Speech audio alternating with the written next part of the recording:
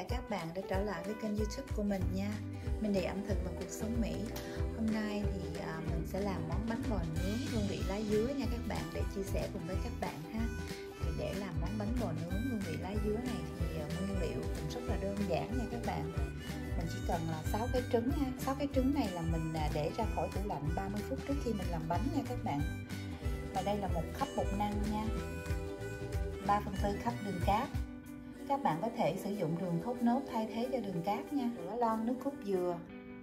Nếu các bạn ở Việt Nam thì các bạn có thể đông là 200ml nước cốt dừa nha các bạn.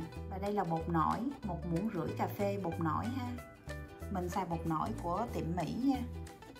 Các bạn có thể sử dụng bột nổi hiệu Alsa của Pháp ha. Đây là bột nổi này là người Việt Nam mình hay xài nè. Nói chung là các bạn có thể sử dụng tất cả các loại bột nổi nào ha. Và đây là 1/4 muỗng cà phê muối nha. Đây là tinh dầu lá dứa, mình sẽ sử dụng vài giọt lá dứa. Nếu các bạn sử dụng đường thốt nốt thì mình khuyên là các bạn đừng nên sử dụng tinh dầu lá dứa.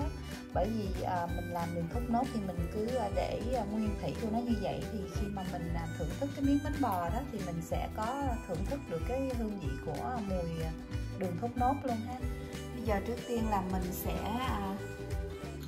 đổ vào trong cái son này là 200ml nước cốt dừa nha các bạn, và 3/4 cup đường cát ha. Bây giờ mình bắt lên bếp nha. Mình không cần nấu cho cái nước cốt dừa này nó sôi lên nha các bạn.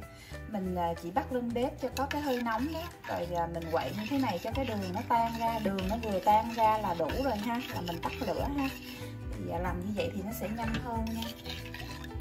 Bây giờ cái đường của mình nó đã tan ra rồi nè. Bây giờ mình tắt lửa ha. Thì như vậy cái nước cốt nó sẽ nguội lẹ hơn á. Bây giờ mình sẽ để qua một bên chờ cho cái nước cốt dừa này nó nguội nha. Bây giờ mình sẽ cho 6 cái trứng vào đây nha các bạn.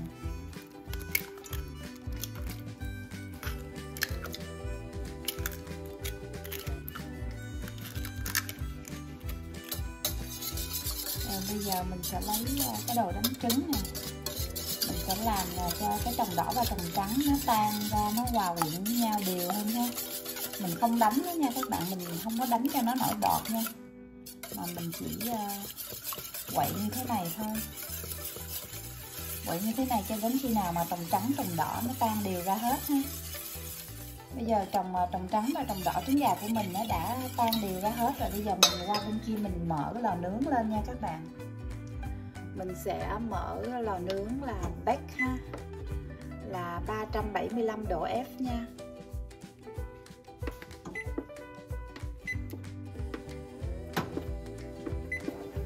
Rồi 375 độ F thì tương đương với lại 190 độ C nha các bạn. Nếu các bạn ở Việt Nam sử dụng độ C thì mình bấm lò nướng lên là 190 độ C nha. Và đồng thời đây mình cũng chuẩn bị một cái khuôn để nướng bánh bò ha các bạn. Loại này là loại không dính nha các bạn. Dù nó không dính nhưng mà mình vẫn xịt vô đây cái loại dầu ăn á. Các bạn có thể lấy dầu ăn và quết lên vòng vòng trên cái khuôn này ha. Còn nếu các bạn nào ở Mỹ thì nó có loại spray á, cái loại trong chai mà để xịt á, thì cái đó nó sẽ tiện hơn nha. Đây cái loại này nè, cái loại hiệu Hem này nè, cái loại này cũng là dầu ăn thôi nha các bạn, chứ cũng không gì khác á, nhưng mà nó làm thuộc dạng xịt á, spray á, thì nó tiện hơn. Mình chỉ cầm như vậy mình lắc rồi mình xịt vô đây thì nó sẽ đều hơn ha. Còn nếu mình không có cái này thì mình lấy dầu mình tha lên thì cũng giống nhau thôi nha. Rồi mình sẽ để bột qua cái rây này cho cái bột nó mịn hơn nha các bạn. Đây là 1 cup bột năng nè. Mình cho vô đây là 1,5 muỗng cà phê baking powder ha, bột nổi ha. Tất cả những cái nguyên liệu khô á mình bỏ vô chung với nhau nha. 1/4 muỗng cà phê muối nè, mình bỏ vô chung trong đây luôn ha. Đây là nguyên liệu khô. Bây giờ mình sẽ rây qua một cái thao khác ha, để cho cái bột mình nó mịn hơn. Rồi bây giờ cái phần nước cốt dừa mà mình hòa tan với đường bây giờ nó đã nguội rồi nha các bạn. Bây giờ mình sẽ đổ cái phần nước cốt dừa mà mình hòa tan với đường á vô trong phần trứng này nha.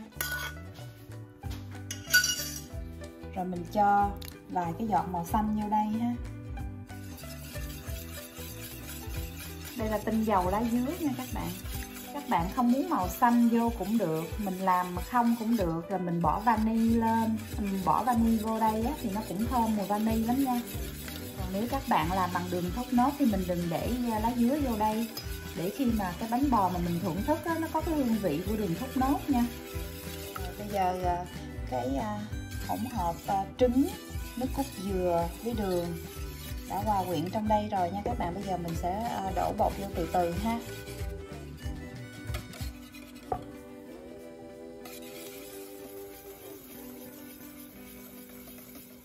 Cái lò nướng của mình sau khi đã đủ 375 độ F rồi, tất nhiên là 190 độ C nha các bạn. Bây giờ mình sẽ bỏ cái khuôn nướng bánh bò vô trong cái lò nướng này cho nó nóng lên ha. Rồi, mình sẽ để vào trong đây cho nó nóng lên. Để đây khoảng chừng 5 phút thôi ha. Rồi mình sẽ lấy ra mình xịt cái dầu ăn vô nha. Rồi đây là bột mình đã quậy tan đều ở trong cái hỗn hợp lá dứa, nước cốt dừa rồi với trứng rồi ha.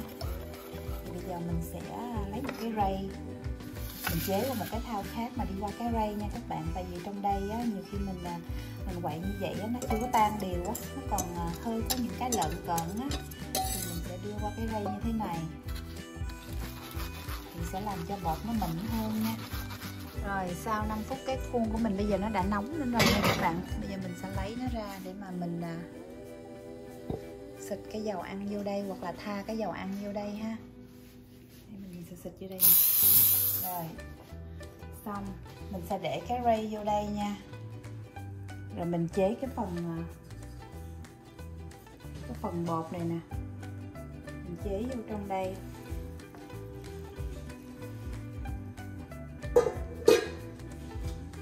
Rồi bây giờ mình để vào lò nướng mình nướng nha các bạn.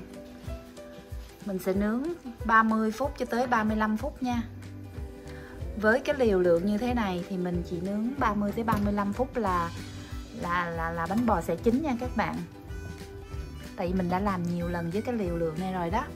Hoặc là nếu các bạn muốn thử thì các bạn có thể lấy cái tăm đó, mình xỉa vô cái bánh bò, mà nếu mà mình thấy mà cái tăm nó sạch đó thì cái bánh bò mình chín nha.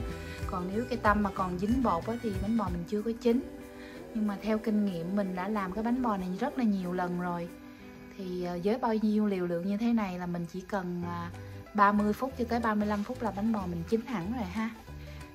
Nếu các bạn làm nhiều hơn thì thời gian nó sẽ kéo dài ra thêm nha. Nhưng mà mình nghĩ nếu các bạn muốn làm nhiều thì các bạn làm ra thành nhiều cái, chứ đừng có làm cho một cái khuôn thiệt là bự thì nướng rất là lâu nha. Và có thể đôi khi không thành công nữa đó. Rồi bây giờ mình sẽ đóng cửa lò lại và chờ 30 phút ha. Rồi sau 35 phút, đây là cái bánh bò của mình nha các bạn. Đây sau 35 phút mình nướng cái bánh bò, đúng ra 30 phút là đủ rồi nha các bạn. Mình ngồi ngoài kia xong cái mình quên mất, mình chạy vô thì nó lố hơi 2-3 phút. Bây giờ mình để nguội xí rồi mình mới ụp nó xuống ra cái dĩa ha, rồi mình xắt ra cho các bạn xem nha. Rồi đây là các bạn ơi, mình ụp cái bánh bò mình ra cái dĩa nè ha. Bây giờ mình lấy cái khuôn ra nha. Cái ổ bánh bò rất là ngon nha các bạn, nó tróc lóc hết luôn á, nó không có bị dính ha.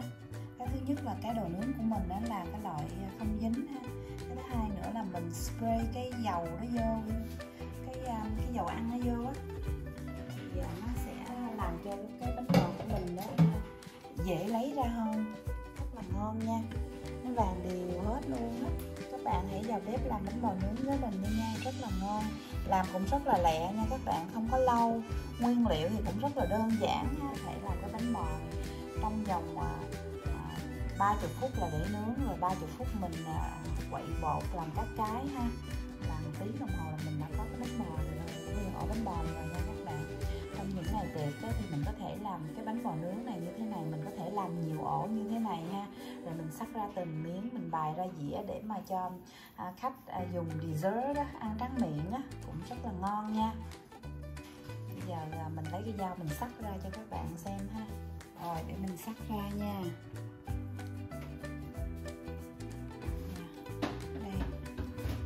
Đây là cái bánh bò nướng của mình nè các bạn, rất là ngon nha. với công thức của mình làm ngày hôm nay thì cái bánh bò của mình cái độ ngọt nó rất là vừa phải nha các bạn, nó không có ngọt quá mà nó cũng không có lạc quá ha. Các bạn thử làm cái công thức của mình đi ha, rồi sau đó nếu mà mình muốn ngọt nữa thì mình làm khắp đường, nếu mình muốn lạc nữa thì mình làm nửa khắp đường ha. Nhưng mà với mình 3/4 khắp đường cho cái liều lượng bột như thế này là vừa đủ nha các bạn.